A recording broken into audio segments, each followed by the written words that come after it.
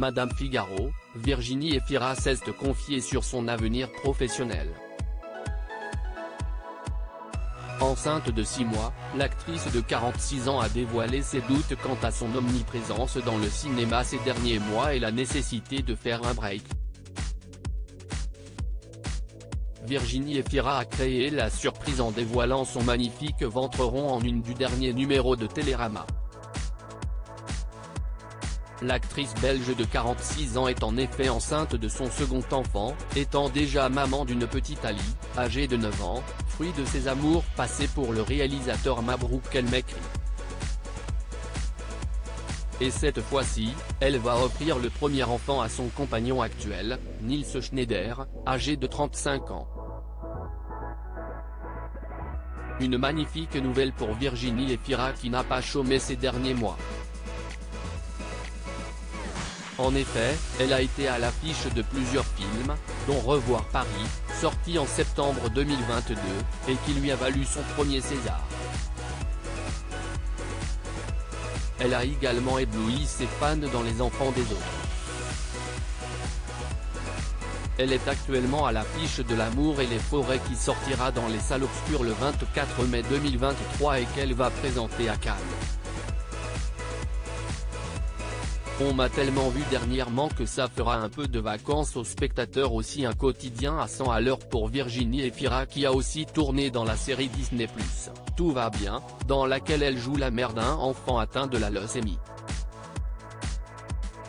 Mais l'actrice, enceinte de 6 mois, va-t-elle penser à se reposer?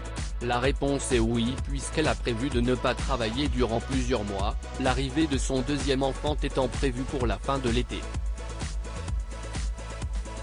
Une longue période sans activité professionnelle, du presque jamais vu pour Virginie Efira. Je n'ai aucune idée de ce qui m'attend, si est une sensation étrange, car je connaissais parfois mon agenda sur 2 ans, confie-t-elle lors d'un entretien pour nos confrères de Madame Figaro.